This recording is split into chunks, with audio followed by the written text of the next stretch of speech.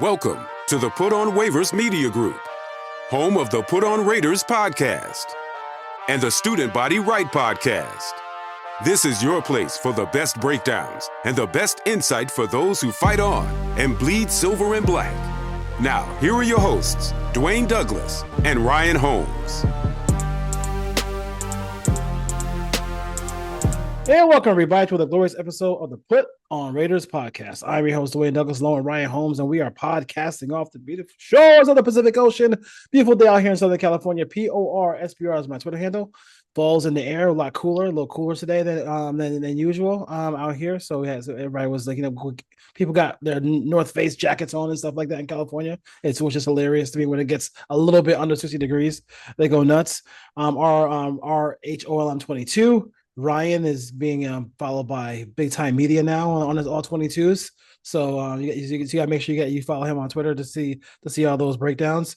Ryan, how you doing today? Doing good. I wish the all 22 was much funner to look at the last 2 days of the Steelers game. It was one of the worst all 22s I've had to sit down and look at. So there wasn't a lot to put out there. I put out what I could. You're not a big fan of the curl route? The curl? You don't like Curls, the curls? hitches. Screens, wide receiver screens. Never. I get they had to help Glaze and Chip, but can we do it with someone other than Bowers? Come on. Yeah, it's crazy. All right. I mean, we got so much stuff today. We might not even get to it. Get to the game, which the game was not fun. If you went to that game, it wasn't fun. It was even worse to watch it a second time. Yeah, it was bad. I watched it this morning. It was even worse. All right. So we talked about it a little bit earlier today. This is our second podcast of the day. Davante Adams gets traded. He gets traded to the New York Jets. It's the trade we were talking about it before the podcast started. This is the trade that the media wanted so bad. All year he talked about trading Davante to the Jets and reuniting him again and reuniting him with Aaron Rodgers. So, I mean, it makes sense, I guess. I don't really care about the Jets perspective of it. The thing that thinks about it for the Raiders and the Raider front office is people hinted about doing this in the offseason. And it seemed like they would have got more if they did it in the offseason. But let's talk about from a Davante Adams point of view. What do you think as far as his thinking about this? This was basically him going to play with a guy has the ultimate familiarity with. Yeah, it's interesting from Davante's side of it because I'm sure, and we know for a fact he was one of the players that was pushing for Antonio Pierce to get the head job. I would have to think, and I'm sure we'll find out down the line that at some point Tom Telesco and Antonio Pierce in the offseason prior to the draft had to have sat down with Davante Adams and asked, "Hey, are you in? Yeah. Are you on board? Do you want to be here?" Yep. It would be malpractice if that meeting never occurred. So I'm going to assume that it did occur. And Davante must have given him their word at that point that, yes, I'm on board. He obviously knew who the quarterbacks were at that time, Minshew and Aiden O'Connell. And there was an outside shot in the draft. Unless Davante just, decided, I don't want to play with these guys anymore. I'm good. And I'm out of here. I still think this goes back to that business decisions meeting after the Carolina game because on film, Davante Adams isn't blocking. Davante Adams is jogging through routes. The George Pickens video that went around a couple of weeks ago. Yep. There was a lot of that from Davante Adams in that game. No one really broke it down and put it out there. I've seen the all 22. There's a handful of plays where he's clearly jogging through his routes and not really trying to get open or showing any sort of burst at all. That meeting occurred. He got called out and he said, "Okay, I'm out of here. I want to win. This team's going nowhere." He has that right as a player. Did he go about it the right way? I don't think he went about it the right way, but he ultimately was able to get to where he wanted, which is with the Jets, with Aaron Rodgers. And now it's up to him to go out and ball with Aaron Rodgers. Best of luck to him. I hope he balls out. Those clauses for the Raiders to get a second-round pick are very, very lofty. They're almost unattainable to get to that point. But I'd love to see the Jets get to the AFC Championship game so the Raiders can get a little bit more out of this trade. Now, I can't imagine what Raider fans are going to do if the Chiefs are playing the Jets on Championship Sunday. Who are you rooting for? You have to still root for the Jets. You have to still root for the Jets. And I still think at this point, we've talked about this, when they moved on from Derek Carr, they didn't have a plan in place to replace him, which was a Mhm. mistake, and then to ride through 2 off seasons. So I get it from Devontae's side. He should have pushed more for this in the offseason. I'm not allowed to get to this point. Now it's up to Antonio Pierce. They got him out of the locker room. Mark Davis did not want to talk today on record about why he didn't want to include salary, something we talked about this morning. Got a little pushback in the comments, but Mark Davis avoided that question at all costs for obvious reasons. But now Antonio Pierce has the locker room he wants. They've gotten Devontae out of there. This team needs to start showing up on Sundays. Yeah, I mean, they start showing up on Sundays, and I think I think to me, I think the Instagram thing kind of pushed it to another level too as well. I think it was a meeting, and then it was that as well, and it wasn't obviously it was a fake account. It wasn't even Devontae's account, but I do think like people like one thing I noticed one thing about Devontae 100% and Max Crosby the same way is like they definitely are on their phones on social media. Like they're surfing the net. They are surfing because they just even him bitching about the stupid the not Frosted Flakes, but whatever the stupid thing that the Chargers put out about him.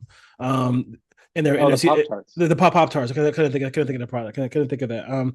But that right there set him off, and he talked about it in like numerous interviews, so it really did bother him. Well, he asked for the trade prior to that. Yeah. Yes. Before Antonio Pierce went on, according to all the time. And I don't know if you caught the report today. I believe it was Rappaport. Yeah. Was talking today that Davante Adams, this trade was basically complete of last week, and they just had to wait to game last night. So it sounds like a majority of this took place on Friday of last week. Yeah. Well, I mean, that's it. And Devontae ends up going to the Jets. Compensation is this basically the compensation you were thinking about, looking that you thought they were going to get, or should they have gotten more? Should he have just basically paid the salary to ensure the pick being higher? He should have. And I don't understand, and I tweeted about this too. The Raiders have spent the least amount of cash of any team in the National Football. Think about that for a second. The least amount of cash, and that includes the signing bonus they gave Christian Wilkins this year, of any team in the league. Cash is not a problem. They have it. It's lying around. This is Mark Davis saying, I'm not including money because Devontae doesn't want to be here, and he's hurting his own organization. Now, they're going to get a third-round pick, but I'm 99% sure this will not turn into a second-round pick. This is going to be a third-round pick. Now, that $11 million can be rolled into next year's cap if they don't spend any of it. So there is an advantage there. But the Raiders had cap room last year, and they didn't spend cash. They just left cap space and cash out there. So we heard Vinny in the offseason, and he's right. He's preaching cash is different than cap space. It totally is. Yeah. And he was saying cash was not going to be a problem for the Raiders this year. But the matter of the fact is it is. They have spent the least amount. They're not spending cash. So they have cap room. Maybe they wanted to slow build this, but Mark Davis is going to have to open up the checkbook in the offseason because the Raiders right now are going to have a lot of holes to fill. They need a wide receiver one. They need a quarterback. They need a running back. They need more depth along the offensive line. They need interior players on defense. They need another edge rusher. You can't count on Malcolm Kuntz coming off an injury being 100% day one. Marcus Epps is a free agent. They need another safety. They need more depth at linebacker. They need a cornerback one. So there's a lot of needs on this team. They probably can't address all in this offseason, but there is no reason for this franchise with the money they're making to not spend cash and do everything they can to win. Yeah, I mean, 100%. Like, I mean, like for them to be, this was a organizational plan to not spend cash like this offseason. They were not. This didn't happen by accident. Yes, they didn't wake up to say, "I'll say, oh man, we didn't spend any money this year." No, oh shit, no, they totally did not want to spend cash this year. And I know people. I was in the Twitter space today. People were like, they're kind of just sabotaging the head coach by doing this, right, and stuff like that. So, I mean, to me, it's just it's. I thought when Telesco came in, I thought that this was okay, and we went through the whole offseason. They got Wilkins and nobody else. In my head, I was like, "Oh, he is here to clean up the books. Like it's here to make everything good, so they can make a run or do something in another season. Because clearly they didn't want to do anything this season, and it was. I mean, they didn't do anything. As far as free agency goes, besides Christian Wilkins, which Christian Wilkins is a big deal. So we'll Very see. big deal. A very big deal. He's an outstanding player. So hopefully his foot is okay, and next year he can join the Raiders. Him and Koontz can join the Raiders again.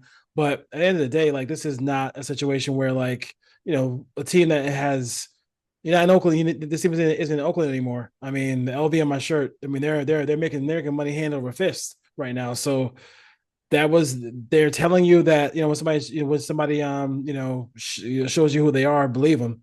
They're not going to spend money this offseason.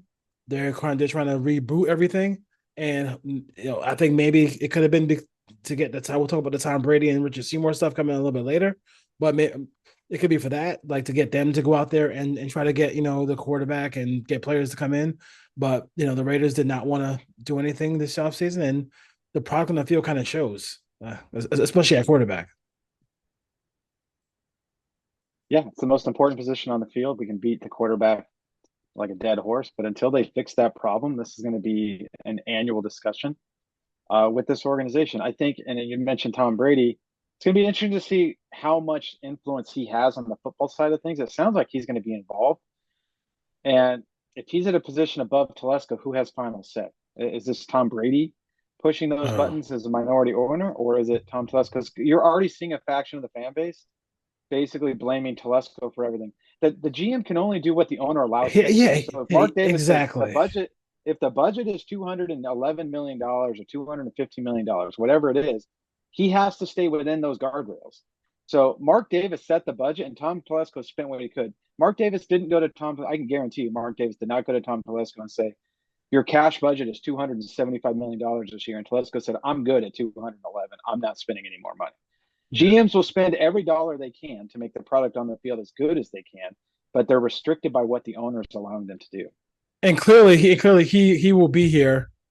He'll be here. He's going to be here for a minute. The Telesco, because absolutely, he'll make it through the offseason. He will be the GM next year. He'll be the GM next year, and I think when you bring in somebody like, if Tom Brady walks into the room in the draft in the draft room, and I'm sure he'll be sitting in the draft room, and he says, "Hey, listen, I work with Shador. I know Shador.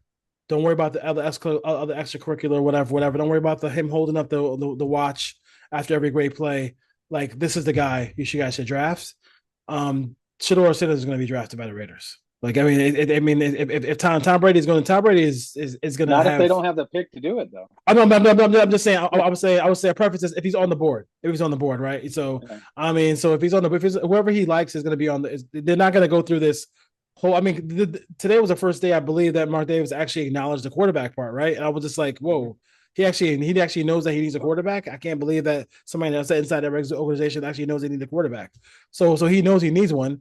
So I think Tom is going to help him do that, and I think it makes all sense in the world for Tom Brady to be part of the organization. I guess he doesn't have a lot of front office experience, but he does have the experience of knowing players, working with players, being a positive, winning person in an organization that is mired in losing for a long period of time.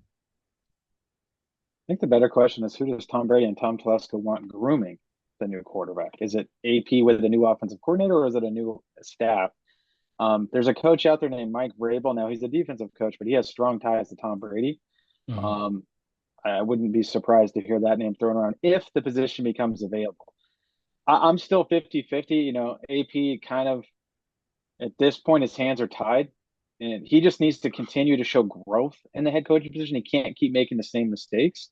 This team needs to compete more on the field. But if this team, I'm not saying they need to go out there and win games, but they need to compete, and they need to keep the games close, and they can't make stupid penalties, and they can't get blown out by 3 touchdowns at home. Like, that can't continue. But I definitely see a path where Telesco and AP are both back next year.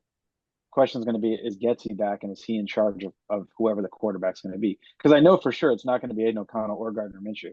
The problem is, if it is true that he has a 2-year deal, what coordinator is coming in for 1 year? That's the question. Yeah, that's a big question. Like, even if you're a guy on on a Shanahan or McVay, whatever, squad. Like, wait, why would you just not just wait for another position? Or why would you? He seems like he's a lame duck coach. Like, this is the reason why I think he's going to end up leaving or end up Well, getting that's up to the owner. fired. That's up to Mark Davis, giving him a 1 year extension and letting him work on a 2 year deal, and Yeah, then biting the bullet after another year if it happens. So they can always extend the contract yeah. if they need to allow him to bring in the offensive staff. Um, we're not there yet, but at some point this year, I think we're going Yeah. to have to start asking That questions about Patrick Graham conversation. as well. Yeah, that's too as well. I mean, and then also it's like, if Tom Brady is the guy who is going to, maybe this is like AP comes back, gets a little bit of an extension, and Tom helps them find a guy who's going to be who can call plays, like, you know what I'm saying, like stuff like that. I mean, like, maybe that's the case, or just Tom just says, hey, this is, like, let's just to take the band-aid off right now. Well, fans will bellyache, but who cares? And then we'll just go out there and get the quarterback, get the play caller. There's some good names out there, and take it from there as that goes. What's Charlie Weiss up to? Let's see Tom Brady and Charlie Weiss or someone like that. It's going to be. Dude, I'm very interested to see what they're going to do in the offseason. I'm joking. Like, I don't want the Count Thomas to blow up. Ryan where, said hire Charlie where, where, Weiss. where the hell is Charlie Weiss right now? That's funny. He's on NFL radio. He's on the morning show every Is morning it really? Oh, Tommy with Weiss. I Tommy think it's Weiss. him and Bob Papa with the Giants. Great They're job, on. great job wherever he went and coaching teams. Boy, I tell you, he's a great coach, just like every other Belichick coach. So just because Devontae Adams gets in the media, the outdoor NFL media, just because you got your wish, you got Devontae Adams traded, you can stop tweeting about Max Crosby being traded. The Raiders actually need somebody. Need a star player on the roster, and they, the guy behind you, locker behind you, they're trying to develop him into one of those stars on offense. And I think on defense, it's clearly Max Crosby. I can see Max Crosby getting an extension when the season's over. I don't think he's going anywhere. I think he's inbred in this team. The Lions have already said that they don't want to break. They want to help out to get some production for Hutchinson, but they don't want to mortgage their future to do so. I personally don't think they're actually going to do that at all. So I think they're going to try to find something. Um, but Max Crosby isn't. I don't think in any way Max Crosby gets traded to anybody. I'm not answering the phone unless it starts with 3 number ones, and even then I may say no. Um, Mark Davis did address Max Crosby and said no, he's not on the market, he's not getting traded. So Mark Davis at least approached that subject. He does not have guaranteed money after this year, I believe, on his deal. You got to remember the Raiders did give him a raise this year and gave him, I think it was $4 or $5 million extra just on top of what he was already making to get him closer to market value, because the deal he signed a couple years ago is a steal right now. So fully expect Max to get a contract extension in the offseason, as you said, big signing bonus, and lock him in here with the Raiders. Now he's 27, I want to say, so probably 5 more elite years out of him, hopefully, with the way he keeps his body, maybe 6. But like, the Raiders need to speed up this time frame. Yeah. They can't just play musical chairs a quarterback for the next 2 or 3 years, because then you basically wasted Max Crosby as well. So it's something that we've talked about repeatedly, is when you're on the time frame and you have superstars, Adams and Crosby, we talked about it for the last 2 off seasons, you have to figure out the quarterback. The Raiders didn't, and now they see what's going to happen. But Max Crosby for sure is, I would be shocked if Max Crosby gets dealt. And like I said, it would have to be a Herschel Walker type deal even to pick up the phone. Yeah, and they're not. I mean, and people are not going. Teams would rather go out there and try to find a Max Crosby or a combination of a couple of guys who can get that production, rather than I'd trade. like to find a couple more. Where are they at? And they're not there, but like, at least try to find some pass rushers where you can get a couple of guys who can get that kind of production, rather than try to trade your entire farm for that. I don't see a team out there doing it, but you never know. As far as the Jets real quick goes, they are 2-4 right now. They're behind Miami. Miami doesn't have Tua, so they'll probably pass Miami. It's kind of funny to see Miami only has 60 points for this year. They only scored 60 points, so because of the whole Tua situation. But looking at the AFC, you got 3 teams in the North who are vying for a playoff spot. So they got to fight through that team. I don't think the Colts are for real, but if you want to put the Colts in there, you got the Colts and Texans. And then in the AFC West, you have the Broncos aren't for I don't think the Broncos are playoff worthy, but the team that gives up the least amount of points in football right now, the Chargers. The Chargers are there, and then you also have the Chiefs. So I mean, they have an outside chance to make it the playoffs, but they got to win now. The Jets have zero margin for error as far as making the playoffs. We're at 2-4, as far as making a push for that and getting Devontae and Aaron Rodgers in the playoffs. As far as Mark Davis in the front office and Tom Telesco handling, how do you feel? How do you feel like they handle this situation as far as the Devontae, not trading him in the offseason, trading him now, the value, all the stuff like that? Like I said, I'm under the assumption that Telesco, AP, and Adams did have a conversation in the offseason. Adams let them know that he wanted to be here or wanted to be in Vegas. Because if Adams gave any hesitation that he didn't, Mm-hmm. then they should have moved on at that point. But for this argument, I'm going to believe that did occur, and Adams told him, "Yes, I want to be here." Um, if Mark Davis was not willing to pay down the contract, then you can't really. Like, Telesco did the best he could. But they could, Like, yeah. getting a 3 that probably won't be a 2, and saving Mark Davis some money. Like, his hands are tied if Mark Davis isn't going to allow him And for those to work on that contract. and for those watching, if the Raiders pay down the salary, what happened? What could have happened? They could have got a second, and I know that was a comment on the video this morning. I'm not making that up. Every media outlet out there reported that the Raiders had no interest in moving it down, and therefore they will not get a second round pick. It'll most likely be a third because teams don't want to pay the $11.5 million and give up a second round pick for a guy who may not be on the roster next year. They all indicated that the pick would have been better had the Raiders picked up some of the salary. And you saw Amari Cooper basically go for the same draft pick that Devontae Adams went for today, and Devontae Adams is a better player. The only difference is Amari Cooper's prorated amount is like $800,000. It's not $11.5 million. So had they bought, they didn't have to go that far, but let's say they kicked in half of it, $5 or $6 million. The Raiders probably could have got a second round pick per the Adam Schefters and the Peliceros and everyone that's been reporting on this for the last 2 weeks. And Mike Garafolo even reported today that Mark Davis put his foot down and said, "No, I am not paying down any of the salary." And then when Mark Davis was asked today by Tayshaun Reed about it, he refused to answer the question. So it's pretty obvious that Mark Davis said, "No, I'm not kicking money in. Telesco, do the best you can." And you can't fault Telesco. Yeah, He you can only can't. do with what You the can't. owner allows him. You can't. Yeah, you absolutely That's can't. an ownership problem. Yeah, that's your problem. That's your problem. Um, Brady, Seymour, Edelman. I don't know. Gronk. Bring them all in. Bring them Wes all in. Welker. Give it Wes Walker. Give it. Give them all. Give me everybody. Of a piece of the Raiders who play in New England. I can't. I moved from the East Coast to escape the Patriots, and I can't even do it because they're coming over here to Vegas to take over the Raiders. My hope is that he is a guy who is going to come in and kind of just be like, okay, this is whatever y'all doing here. Like, I mean, like we got to start fucking trying to do what we got to do to win. And part of it is getting a quarterback. So starting there and just helping out in just like, I'm not saying structurally, but like just helping out with like, hey, like, we have to get this going in the right direction. Being a kind of a stand, kind of a guy who sets a standard in the organization. With him and Seymour. So that's what I'm hoping for. When I'm praying that it's not just saying, "Hey, thanks for that the piece of the team, cousin." I mean, I can just go fly wherever I can always I have money, but now I got big money, so I can just go chill and do whatever I want, and I'll sit in the box and do nothing. But it sounds like he's gonna be part of it. So hopefully, he continues to be part of it.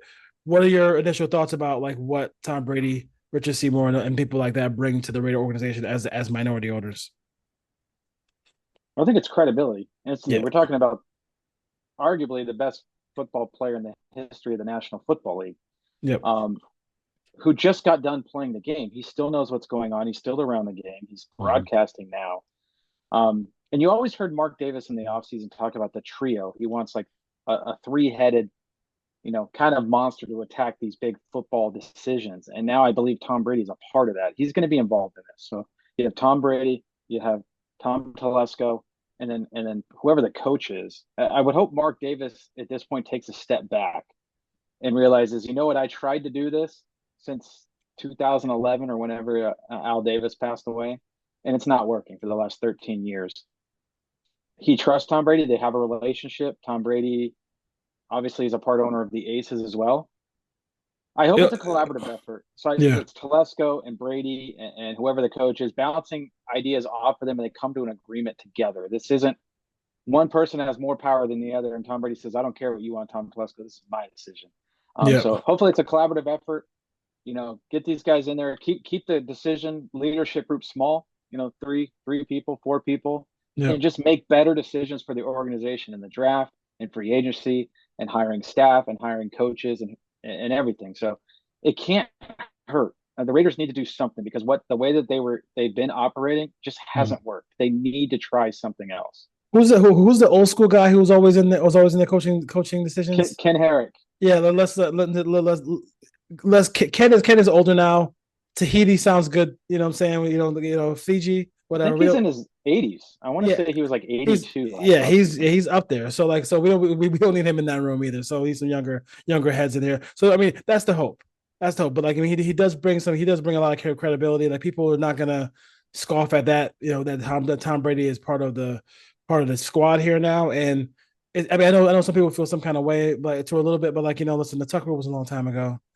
I'm over all that now. I never everybody will remember where they were when the Tucker rule happened and how painful it was. But at the end of the day, like this is about the Raiders winning.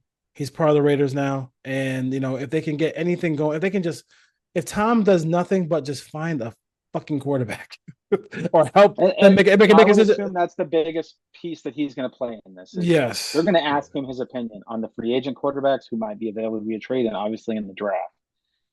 And let's hope that Tom Brady, the football player, the success he had there is the same as Tom Brady, the front office executive, because it didn't work out for John Elway. If you look at the quarterbacks John Elway drafted, whether it was Brock Osweiler or Paxton Lynch, we can go down the list of all the he had to go get Denver. Yeah, he had to go get Manning. He got Manning. So, but like for Tom knows a lot of these quarterbacks personally. They train with him. They train with the TB12 brand as well too. So like I'm not sure. I know Shador does. I'm not sure what other quarterbacks he does do it with, but that's something there as well too. So hopefully, that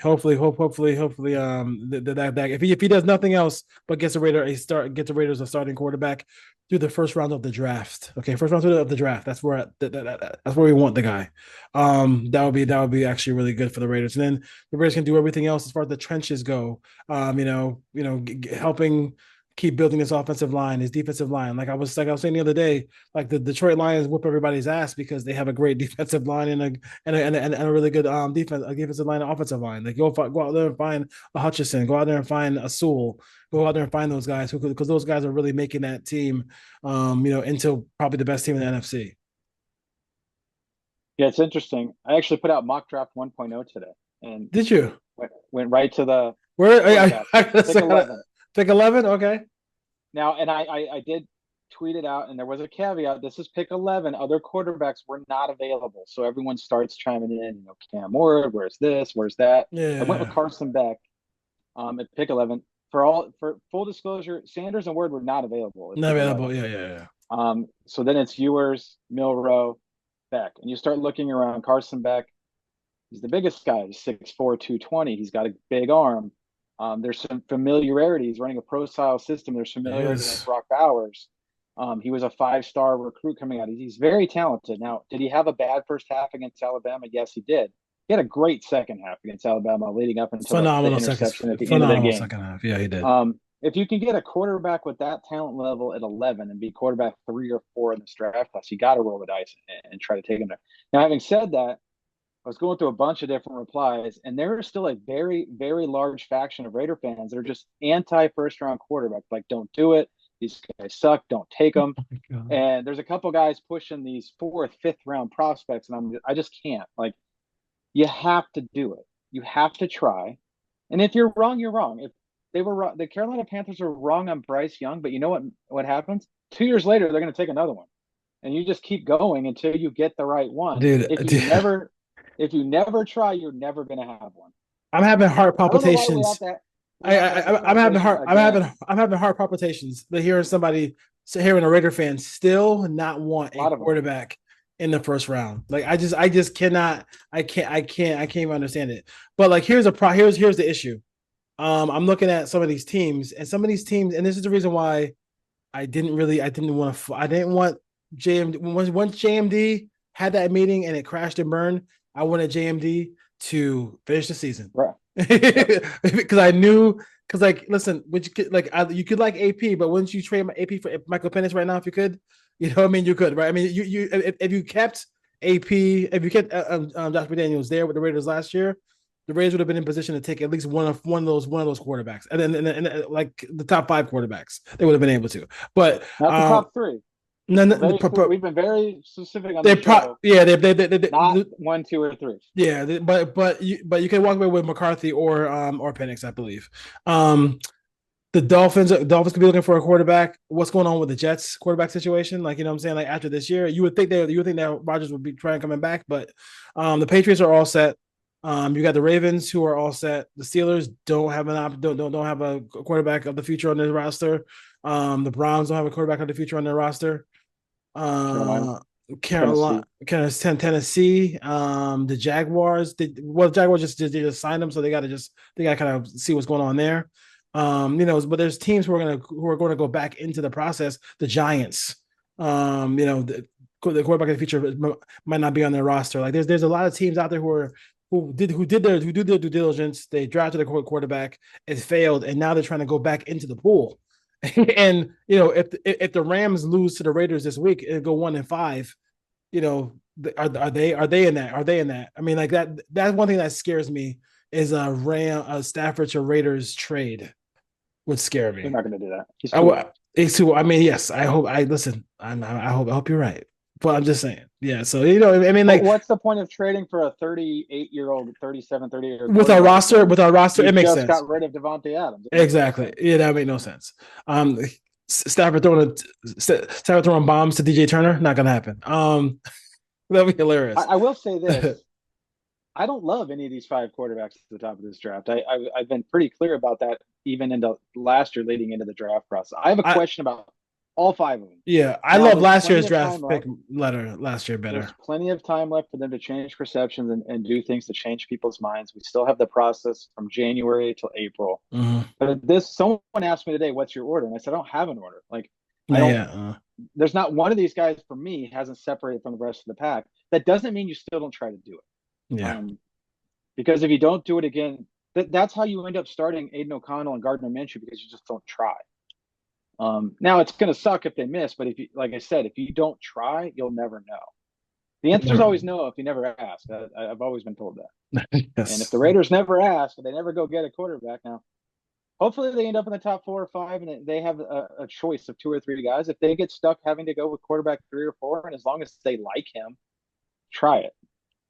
Yeah, I just it's to me it's just like you have to I'm not sure why people are just like, I don't know, like how to, like, for the folks who don't want to draft a Raider or a quarter for the Raiders to take a quarterback in the first round. I want to ask the question, like, how did the Bengals get to the Super Bowl? How did the I actually saw a guy, and he's a guy that comments on a lot of posts, and he hates every quarterback in the league. We'll just put it that way. And he was basically saying, like, let's go back to the Herbert to Burrow, and he said it didn't work out for anybody. Joe Burrow went to a goddamn Super Bowl. Yeah, stop. How did that not work out? Justin Herbert is a top 10 quarterback in the league. Tua has a quarterback and out. Like, just because you don't get the number 1 or number 2 quarterback in the league doesn't mean it didn't work out. The Raiders are starting Gardner freaking Minshew and Aiden O'Connell, for God's sake. Yeah. That's not working out. Yeah. It's weird because, like, here's the thing. People basically equate it to, like, oh, they didn't get to a Super Bowl, so it didn't work out. Like, I mean, that is just like the weirdest thing in the world to me when people do that. I mean, the idea is to go take multiple shots at the playoffs every year. And Burrow, Herbert, all these guys, Tua made the playoffs 2 years in a row, I think. I mean, like, you gotta be able to get to the playoffs can repeatedly and take your shots. If you don't get to the playoffs, then you have no chance. Did Josh Allen work out? Maybe I know the guy didn't mention Josh Allen, but you could make an They argument can before. they conveniently forget those guys when they had the quarterback conversation. They always forget. They never mention the guys who are really good. They talk about the Zach Wilsons, people like that. I was never a Zach Wilson guy, so that didn't surprise me at all. But That was.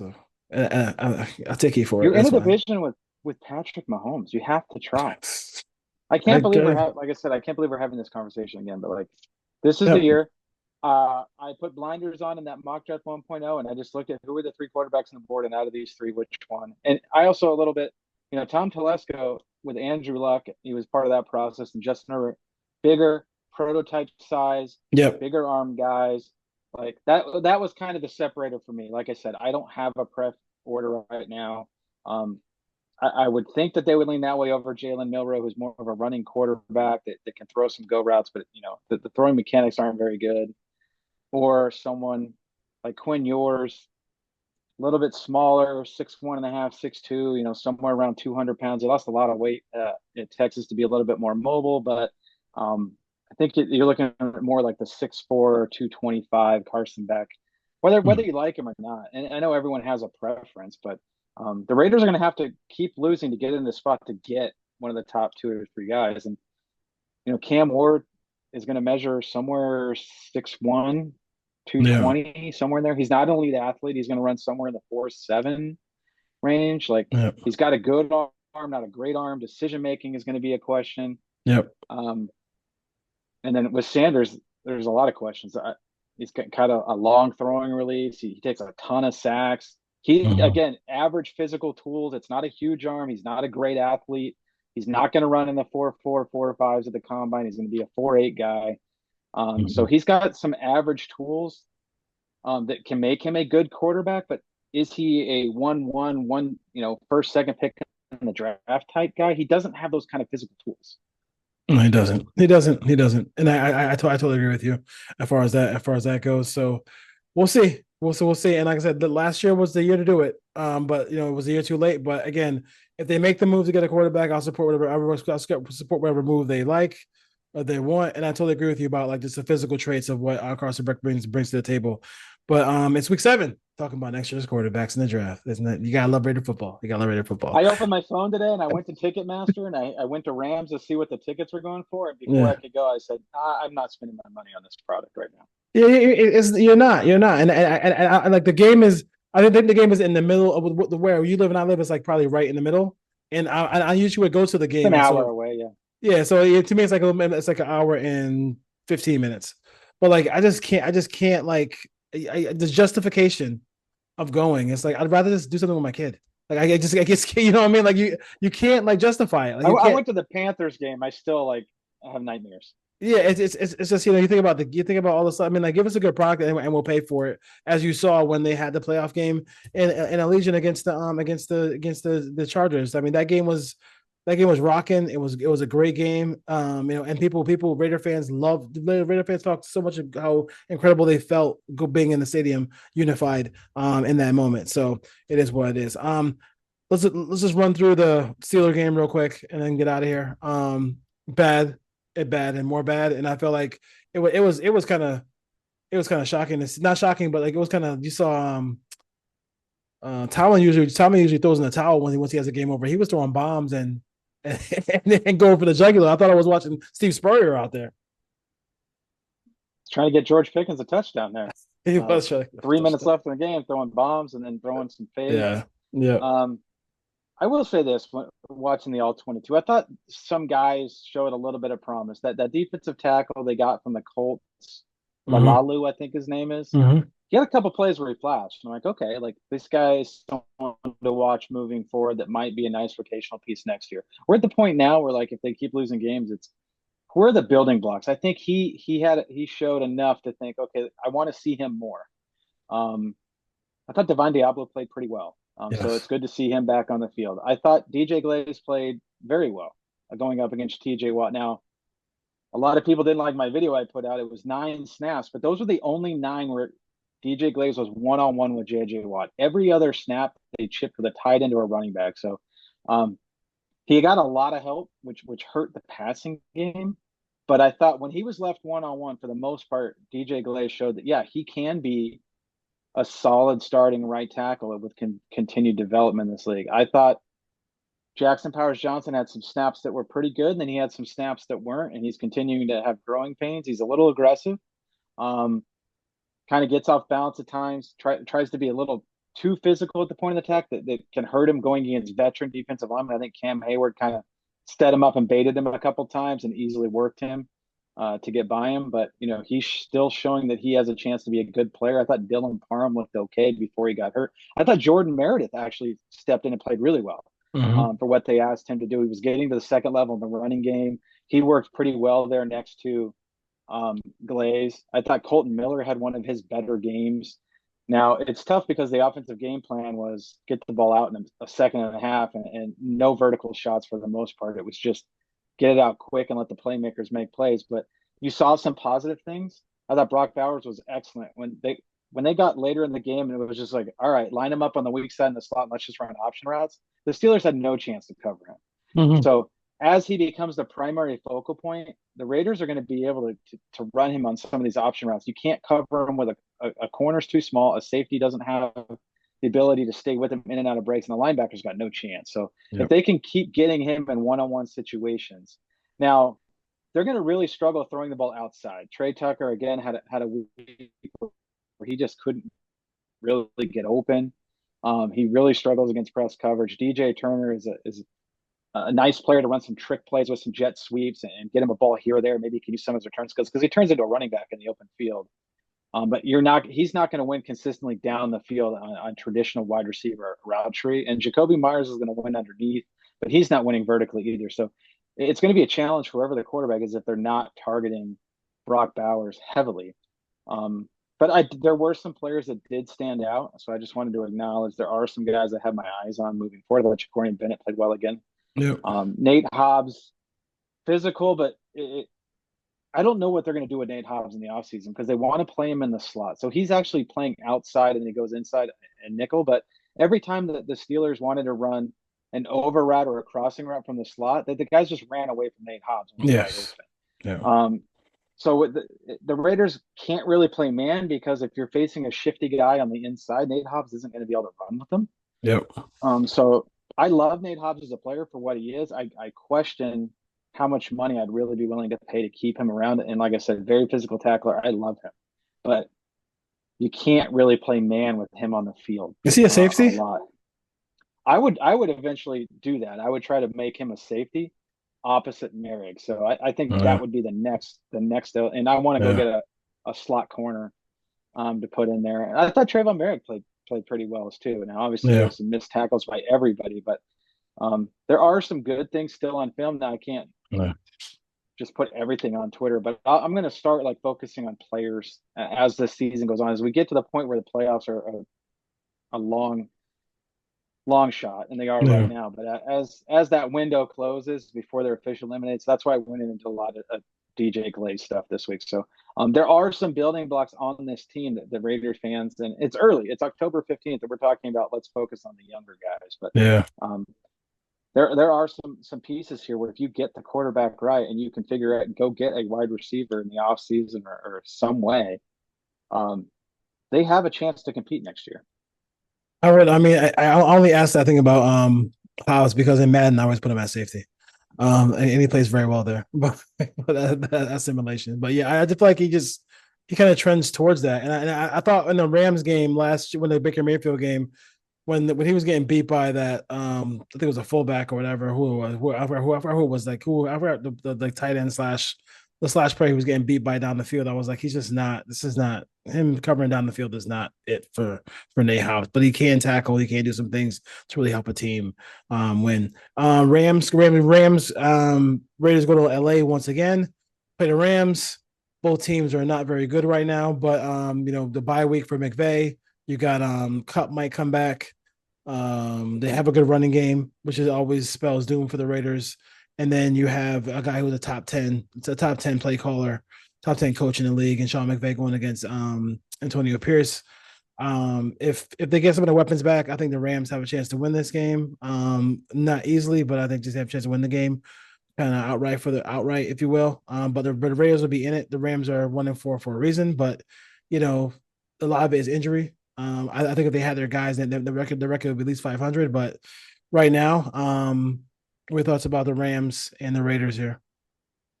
It sounds like Cooper Cup will be active for this game. All indications are that he's going to test it out tomorrow, but Monday he had a good workout. So it sounds like Cooper Cup's going to be back. They can run the football. Matt Stafford's still a good quarterback. Yep. I think the underrated part is the Rams pass rush. I think with Yes. those two rookies from Florida State, Verse and Fisk, and then you have obviously Turner from last year who had 7 or 8 sacks. Like Yep. they Kobe have some Turner. guys that can get after the quarterback. Yep. So the Raiders' game plan is probably going to be, similar to what it was. And I'm assuming Jacoby Myers is going to play, but again, the Raiders have to take shots down the field. They have to throw a go route to Trey Tucker once a quarter, like do 3 or 4 a game. You just have to try to get some pass interferences or some big plays when the looks are there. I don't know if the Raiders again are going to be able to run the ball against this team. I don't think they're going to be able to drop back and really hold the ball for long in the pocket. I just think when you just look at the coaches and the quarterbacks in the pass rush, I'm probably leaning Rams in all 3 of those categories across the board. You're not having Christian Wilkins, not having Malcolm Coons. Chase on showed a little bit this week. Obviously, they still had Max Crosby, but Sean McVay is going to throw 2 or 3 guys at Max Crosby on every play. I'm in it for the it's a road game. Obviously, it's in SoFi, but the Raiders don't have a history of playing there. But we need the Raiders not to tank, but I just don't think they're talented enough to be. If Cooper Kupp's healthy, Yeah. and the Rams 100%. are at home, the Rams need this game if they want to stay alive in the playoff picture. Yep. I think it's going to be close, like you said. I think it comes down to a big play on special teams or a field goal. I think the Rams walk out of there 24-20, Yeah, something makes like sense. that. I can see that. I don't see a blowout yet. I mean, I think if Puka was playing and they had everybody, then it would be a really tough job for the Raiders. But I think it's a close game for the Raiders, and they end up losing it at the end. So I got a question for you. I just did a draft simulator on our way out of the show. I'm at 11 with the Raiders. I got Shador, I got Milrow, I got Cam Ward, I got Carson Beck, I got Ewers, I got Jackson Dart, I got Drew Aller, I got So they're all there. They're all there. No They're all quarterbacks in the top 10. no quarterback in the top 10. Who would you grab it? Who would you grab if this was a situation? From information we know right now. Who's the offensive coordinator? Is it still Luke Getsy? I'm gonna give you. I don't. I'm gonna say the Raiders hire Ryan Grubb from the offensive coordinator for Seattle Is the head coach? as a head coach. As a head coach. Look at what Geno Smith has done. Who would I want the Raiders to draft? I would probably lean Cam Ward in that spot. Just he gives you the best chance of a guy that can move around in the pocket and make plays outside of structure. Yep. Okay. Good arm strength. Now, do I question how quickly he can read a defense and some of that accuracy where it's 1, 2, 3, get the ball out? I don't think he really excels at that part of the game. He's going to have to really work at going through progressions. But as far as the guy that could be a playmaker and do some things, I would put Cam Ward above the rest of those guys. I still think Carson Beck has a chance to elevate himself in this class as the season goes on. Yep. I'm not a huge believer in Sanders, but he's starting to grow on me a little bit. But like I said, I think it's more average skill set with a good football IQ. But there's a lot of things he needs to clean up. I don't love the throwing motion. Yeah. I think it can get long. But he's good at throwing the deep ball, and he does show the ability to layer throws in to different levels. I'm concerned about how many sacks he takes and how he's not getting away from college pass rushers. I don't know what it's going to look like against NFL pass rushers. Exactly. And I don't think he's an elite athlete. So, given that scenario, I probably lean towards Cam Ward. I do like that Cam Ward, Washington State to Miami, and just that playbook. He just jumped into that playbook and he just hit the ground running as far as like changing offenses. I do like that part about him, but I totally agree. I kind of agree. I'd be like flipping a coin or just thinking about him and Beck because my heart kind of says go with the size, physical, like guy, opposed to Cam Ward. If Cam Ward was 6'3", 6'4", I think that would be like the kind of set me over the edge. But I do like. I think Raider fans are gonna find that pro scouts like Beck in this mock draft. The Giants took Beck right after I took Ward. So I think it wouldn't surprise me yeah. at the end of the day if Beck ends up being the first quarterback taken. It wouldn't surprise me. Now, I'm not saying it's going to happen. I agree. But I think it's more likely he's the first guy taken than he is the fifth or sixth guy taken. Yeah, that makes sense. All right, Brady Nation. That's it. A lot of stuff to talk about today. Now blow up the comments because we just kind of like Carson Beck, so I can't wait. Yes, yeah. So listen. So a lot. We love the comments. Listen to the words, though. Listen to the words that we say. And there is no fathomable way that all of those guys will be there at pick 11. Now we don't know what the Raiders. No, yeah. In this exercise, no way. In this exercise, it's fun. It's a mock draft. People take them way too seriously. Yeah. All right, Raider Nation. Go Raiders. Take care. We might take a tight end. You don't know. What? I do think it's interesting that the Patriots could have Christian Gonzalez and Travis Hunter in the same secondary. That'd be fun. That'd be fun for the Patriots. I don't know. All right, take care, guys. Peace.